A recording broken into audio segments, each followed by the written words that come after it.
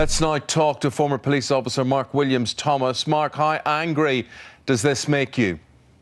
Very angry, but actually I'm angry for those victims, those people who have gone through the court process, who have given their evidence, and now we see a very dangerous offender coming back out into the community, and a frustration for the police as well. The police did a very good job catching him, getting the witnesses to come forward, giving their evidence. Indeed, by the time they were putting him to court, they had 83 separate victims who were giving evidence against him. Yet they only put forward 12. He gets prosecuted for 1 rape and 11 indecent assaults. He gets a custodial sentence, an indefinite custodial sentence. But what that meant is he had to serve a minimum of 8.5 years and then come before the parole board. The parole board have now listened to his defense, his reason, his justification why he doesn't present a risk, and they've gone along with that. He's now back into the community. And what this highlights is a failing by the Crown Prosecution Service at the time of the trial to prosecute him for all the offences, because had they have done that, he would not now be coming out. He'd have got a much lengthier sentence and he'd still be in jail. But then you say a dangerous man, Mark, but the parole board have obviously deemed him fit to be released. Yeah, they say he's been rehabilitated. Yeah, he's been on the sex offenders programme whilst he's been in prison and he's done his time.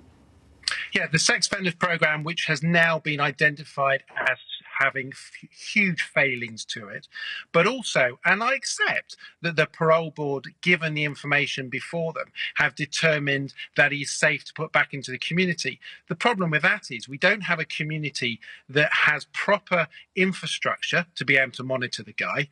We've got police forces and probation services which are at the moment overstretched, unable to manage risk in the community, and we have an individual who is able to most probably convince people that he doesn't present a risk. This man's previous history shows that he presents a risk, and he will continue to present a risk from a medium to a high level when he's back in the community. The problem is this man has committed so many rapes that he shouldn't be coming out. He should be serving a life sentence, which means that he's in jail for a very, very long period of time. OK, so you're obviously not sure that he is fit for release. You're not sure that he won't reoffend as well.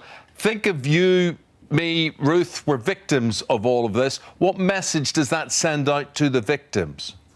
Well, I think it's very sad. I think there's a number of issues there. Firstly, that this information was put into the public domain before the victims were told. Shocking. And that now needs to be addressed and looked at to find out why that information was put out there before the victims were told. But also, it's about a confidence thing. You know, off the back of the Jimmy Savile expose, it gave great confidence for victims to come forward and report and for their allegations to be taken seriously and people being prosecuted. If it results in the fact that when you do come forward and you go through the trauma of giving trial evidence, which is massive, that individual will only receive a small custodial sentence, it makes a mockery of the system. We need to get to a position where actually, if you commit certain offences, your liberty will be taken away and will be taken away from you for a very long period of time. This man offended against in excess of 80 people. A further 16 have come forward since that trial. This is over 100 people this man has affected and has changed their life. Why should he be given freedom after only a short period of time? Mark, we've got to leave it there. Thanks for your take. Thank you, Mark. Thank you.